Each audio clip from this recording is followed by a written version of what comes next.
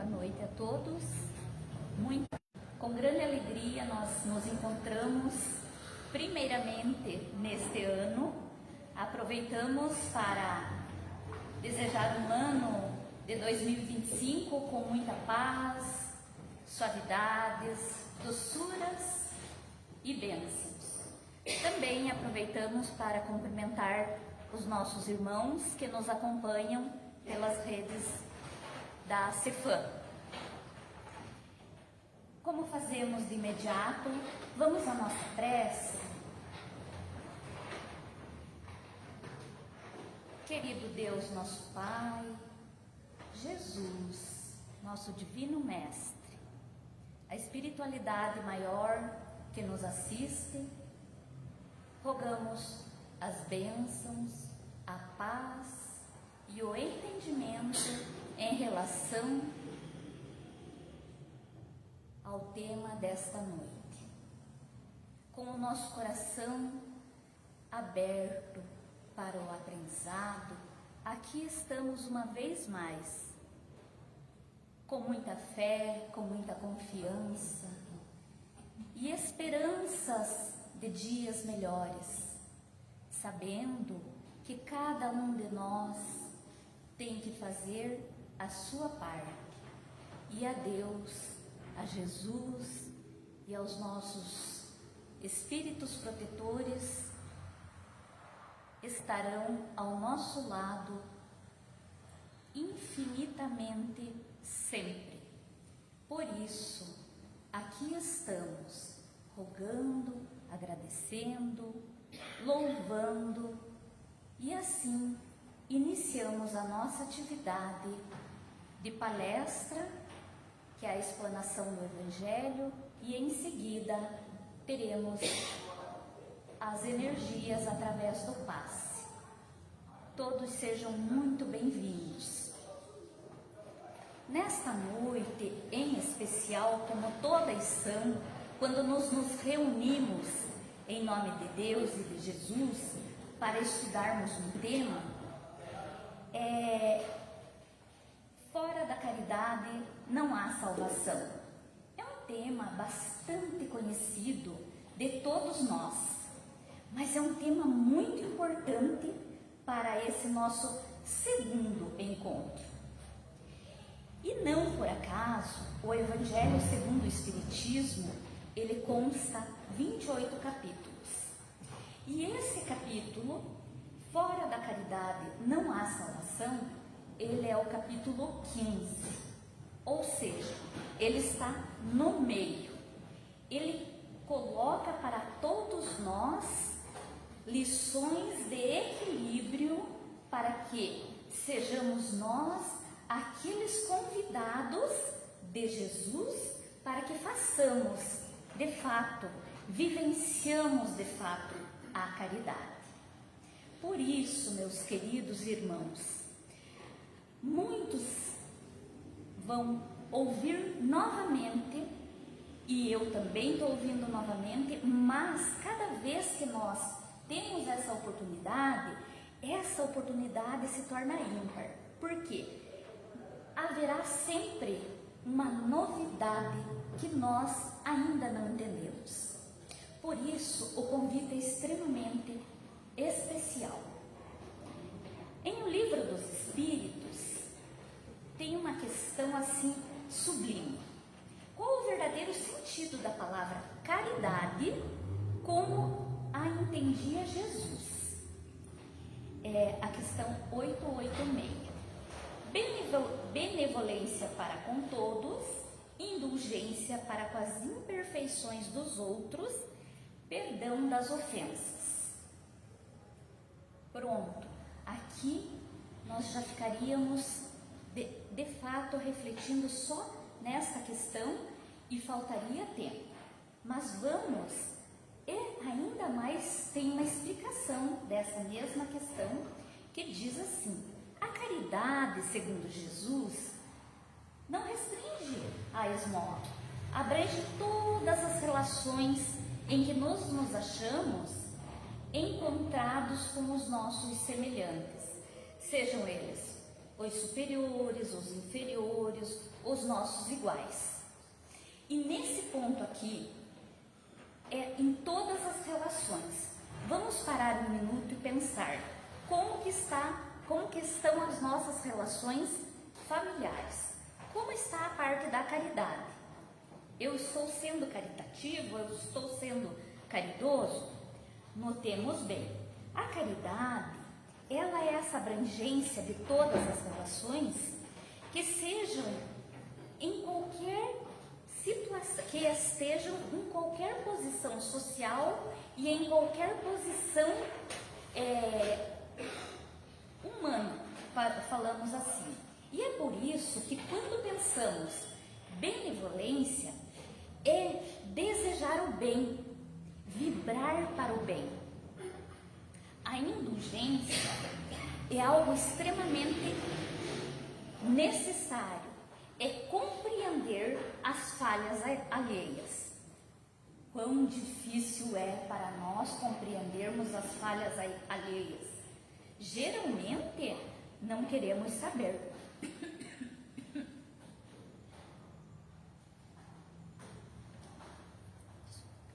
E o perdão são apontados, esses 3 itens são apontados como partes essenciais da caridade. Ah, mas eu ainda estou naquela fase que eu não consigo compreender e aturar falhas alheias. Poxa, já estamos no século XXI, precisamos estar mais espertos. Geralmente os cobradores fazem isso. Porém, não foi essa a lição de Jesus. Jesus pediu para que nós ensinou, reensinou e pediu calmamente que neste mundo de misérias que nós criamos na terra, nós precisamos de todo tipo de caridade. A caridade material, a caridade da conversa, a caridade do amor, a caridade da atenção.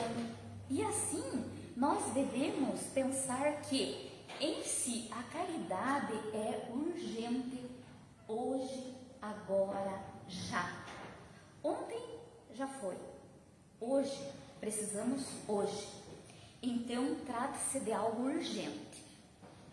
E ainda mais, a caridade é um dever moral que consiste, a partir desse dever moral, o amor, o bem, tudo isso vai fluindo sem esperar nada em troca. É uma virtude que queríamos todos ter e que todos nós pudéssemos exercer ela sem críticas e sem cobranças e sem nenhum tipo de distinção de cor, raça e credo ou posição social. A caridade é o princípio essencial para a evolução moral e espiritual da humanidade. Quando paramos diante de algumas intercorrências, alguns reveses no mundo todo convulsionando, nós paramos e pensamos assim: nossa, mas aonde que vai parar tudo isso? Já é hora de parar. Mas depende de quem? Depende de cada um de nós. Cada um de nós que vem, que estuda, que tenta. As tentativas são válidas. A caridade é a síntese do Evangelho de Jesus. É a mais sublime das virtudes. Portanto, quando somos convidados e já temos essa oportunidade de estudarmos, de conhecer o Evangelho e de estarmos aqui já com essa outra psicosfera, que não aquela túrgida que nos deteriora quando estamos encolhidos e enraivados, vamos fazer de tudo para manter essa psicosfera melhor. Acredito que cada um de vocês deve estar pensando: ai, a Rosângela está falando, mas falar é fácil. Realmente é difícil, mas vamos tentar. Todos nós passamos pelas intercorrências, sim, mas vamos agir com caridade. Às vezes precisamos ter uma conversa séria, precisamos, mas a caridade, a doçura, tem que voltar a funcionar. Então, eu encontrei um poema, O Essencial e o Invisível. Diz o poema: se deseja luz na tua vida, se estrela na noite de alguém. Pode parecer fantasia demais, romântico em excesso, mas há um sentido profundo e prático na proposta do poeta. Quando nos dispomos a iluminar a noite de alguém, quando nós nos propomos no auxílio, a solidariedade desinteressada, naturalmente a luz se faz em nosso próprio caminho e assim para o caminho de muitos dos nossos. Na máxima, fora da caridade não há salvação, podemos entender perfeitamente a proposta de sermos estrela, de sermos luz. Ao praticarmos a caridade, tentamos nos doar, tentamos ser benevolentes, indulgentes e tentamos perdoar. Aí, quando a luz se faz sobre um ambiente, sobre nós e o nosso próximo, isso realmente resplandece o universo. No entanto, notemos bem que, ao agirmos no bem, ao cultivarmos a indulgência e o perdão, estamos igualmente nos salvando. Por que eu peguei esse poema? Porque logo mais veremos a parábola do bom samaritano, em que ele pergunta o que é preciso fazer para ser salvo. Então, não tem uma receita e tem uma vivência. A palavra salvar-se é uma figura de linguagem que representa a ideia de autoiluminação, de autoconquista, o salvar-se. E o amor ágape, ele age em todos os sentidos, por isso é da lei do universo. Ao amarmos, estamos cultivando o amor próprio, e ao cuidar dessas duas outras formas fundamentais de amar, que é a benevolência e a indulgência, nós estaremos irradiando o amor ao Criador. Estamos em conexão com o Criador, algo que muitas vezes maquinalmente nós não estamos em conexão com Deus, com Jesus. Portanto, se desejas a luz na sua vida, seja estrela, seja luz para a noite dos seus amores. Seguido, então, nós sabemos que essa salvação é um processo evolutivo que nós precisamos e que vai nos libertar das paixões, daquelas paixões, das amarras, e que, se nós nos libertarmos, nós caminharemos para a perfeição moral. A salvação para o contexto cristão, espírito, ele é um processo contínuo. Ele não depende de esse ponto mais aquele e fechou. Não, ele vai sempre caminhar a passos lentos, necessários. Porque se for tudo atropelado, nós vamos não entender. Para a doutrina espírita, salvação não é uma questão de destino após a morte. Não, ela é aquele processo, vivência, aprimoramento, amor, caridade. Então, isso é o processo da salvação, que não tem uma receita pronta, mas tem lições.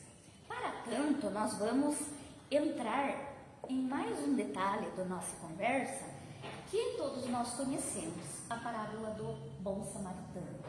Eu acho ela maravilhosa, e eu fico imaginando as estradas íngremes, os processos por onde andavam, os caminhos difíceis e as dificuldades atividades também dos transeuntes, em busca, os saqueadores, tal, as pessoas de má vida, que encontravam uma pessoa, digamos assim, com um pouco de posses e alguns alimentos e alguns objetos.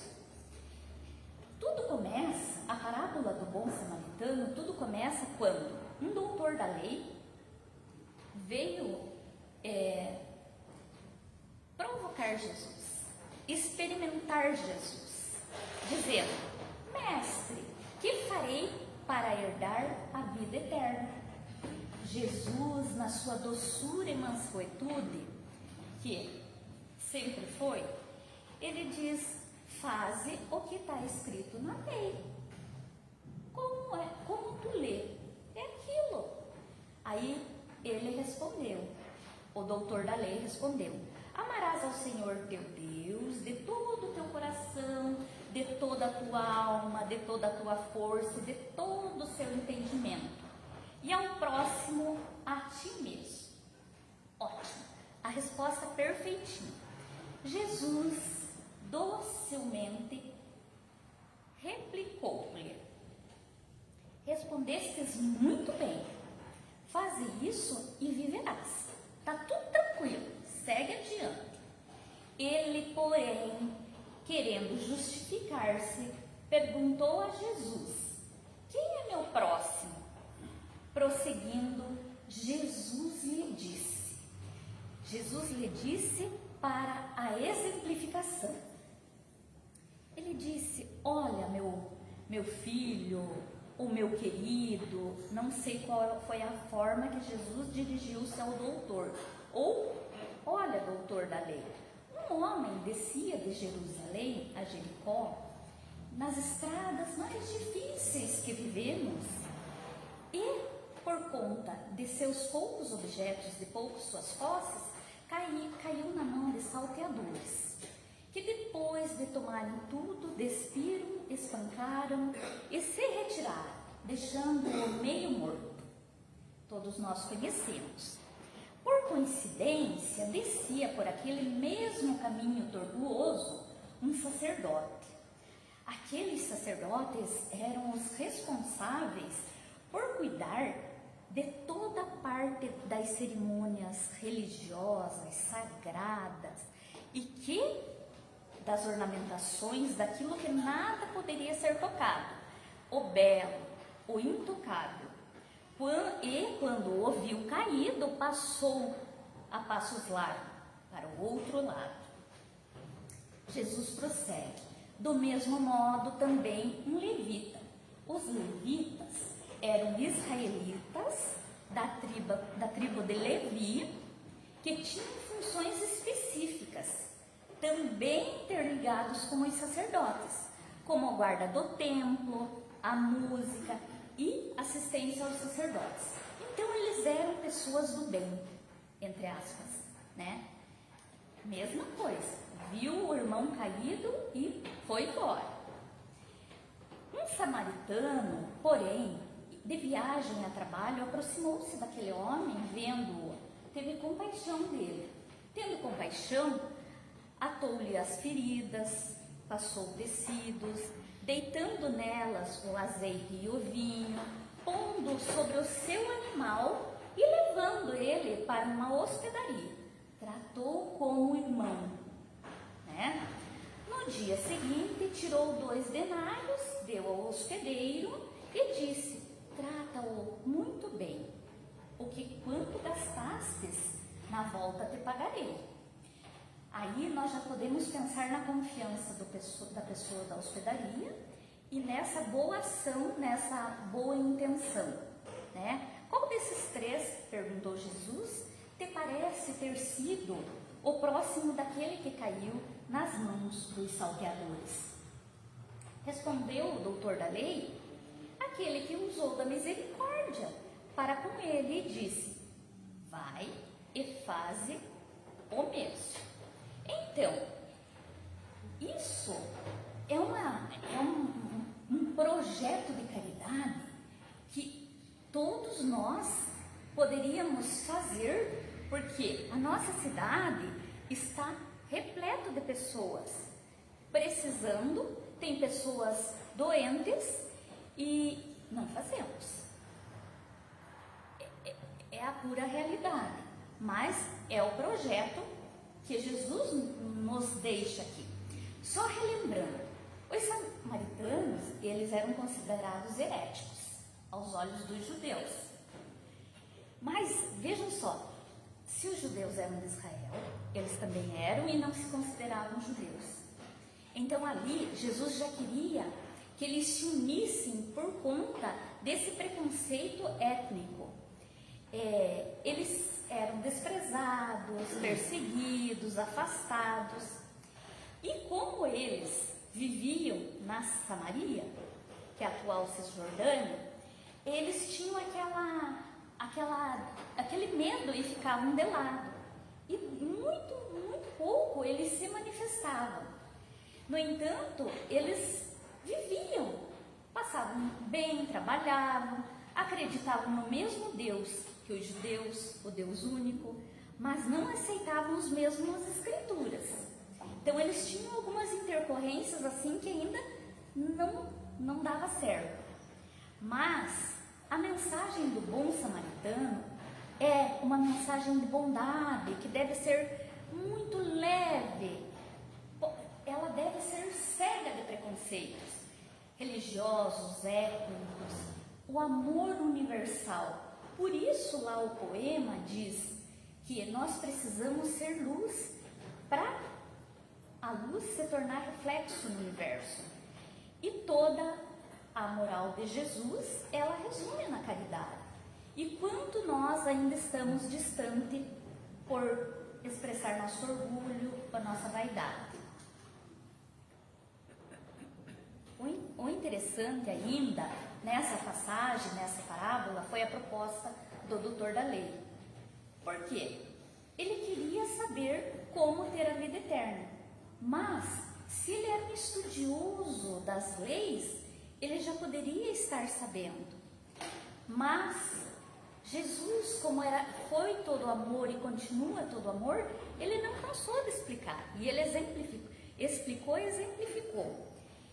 Queremos dizer que, na obra de Valdo Vieira, pelo espírito de Bezerra de Menezes, ele diz os novos samaritanos. E pergunta assim: quem ainda não caiu nos resvalos do erro? Todos nós.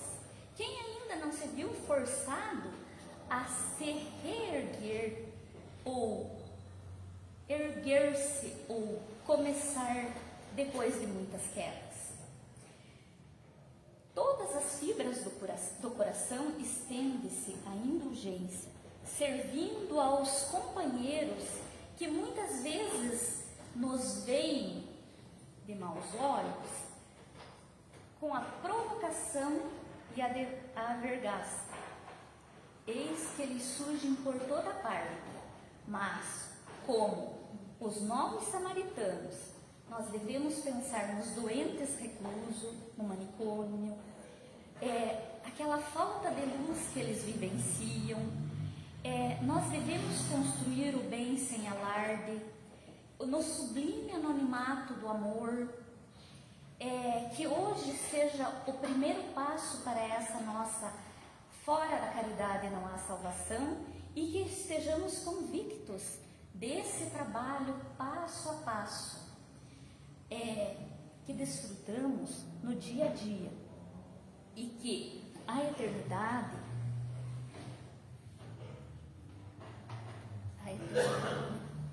na qual já podemos viver felizes. Por quê? Nós estamos em construção. Por que esperar depois da desencarnação? E que sigamos Jesus, o excelso timoneiro, com todas essas lições, acompanhando a marcha gloriosa do suor e de luz, em que porfilham incansavelmente os benfeitores abnegados espíritos de escola, que são aqueles abnegados que nos atendem, que nos olham, que não nos deixam cair nas tentações. Finalmente, para entendermos O que diz o óleo, o que diz o samaritano, a parábola do bom samaritano refere-se verdadeiramente a Jesus. O viajante ferido é a humanidade, saqueada dos seus bens espirituais e da liberdade pelos poderosos do mundo. O sacerdote e o levita significam os religiosos que, em vez de tratarem dos interesses da coletividade, tratam dos interesses dogmáticos e do culto às suas igrejas. O samaritano que se aproximou atou as feridas, deitando nelas azeite e vinho, é Jesus Cristo. O azeite é o símbolo da fé. O combustível que deve arder nessa lâmpada que dá claridade às nossas vidas. Então, eterna a sua doutrina. O vinho é o suco da vida, é o espírito da sua palavra. Os 2 denários, aqueles 2 denários, dados ao hospedeiro para tratar de um doente, são a caridade e a sabedoria. O mais que o enfermeiro gastar resume-se à abnegação, nas vigílias, na paciência, na dedicação, cujos feitos serão todos recompensados. Porque nós estamos no processo evolutivo. Enfim, o hospedeiro representa os que receberam os seus ensinos e os denários para cuidarem do viajante ensanguentado. Por isso, Bezerra de Menezes também nos recomenda: não sigais descuidosamente. Compassai movimentos a ritmo de ternura, no trato de todos os prisioneiros da provação, das dores, que percebem que a luz há de surgir. E quando o Evangelho de Jesus se faça, o sofrimento diminui. Todos nós somos grande número de aprendizes, plenamente integrados no conhecimento do dever que lhes compete. Tocam a pedir orientação aos mensageiros divinos. Todos nós estamos aqui a pedir. Quanto melhor maneira de agir na terra, a resposta, porém, está neles mesmos, em seus corações. Nós pedimos, nós temos a intuição e nós temos as respostas, a responsabilidade, a decisão e o serviço, a ação no bem.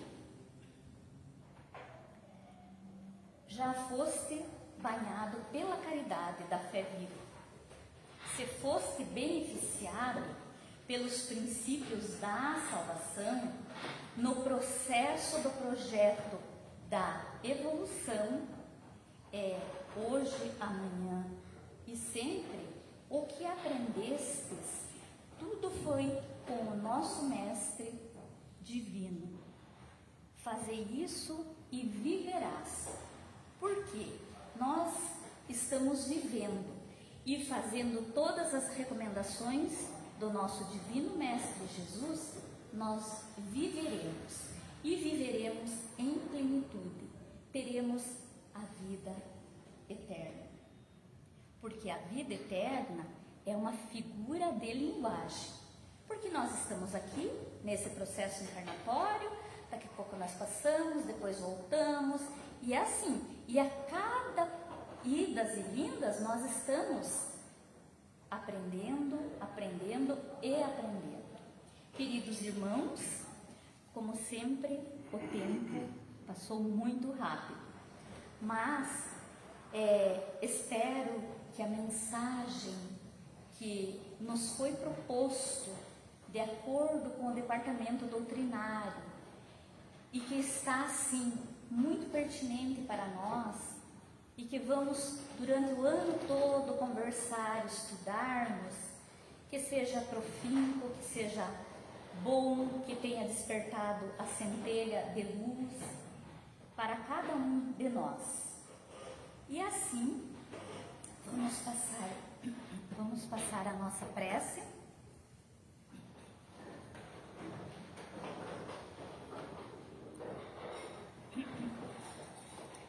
Passar a nossa prece e em seguida receberemos a energia do passe.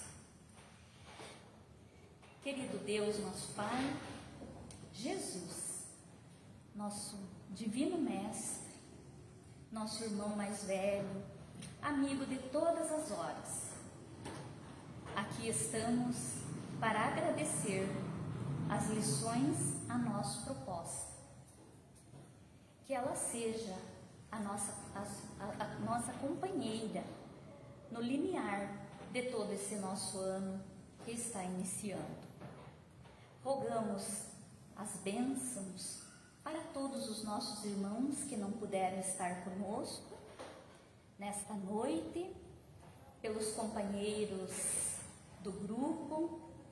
Vamos orar pelos nossos familiares, por os nossos familiares mais difíceis, por aqueles que estão mais tranquilos, por aqueles nossos amores que já se encontram no plano espiritual, que recebam o nosso abraço e a nossa prece, a saudade e o amor que permanece.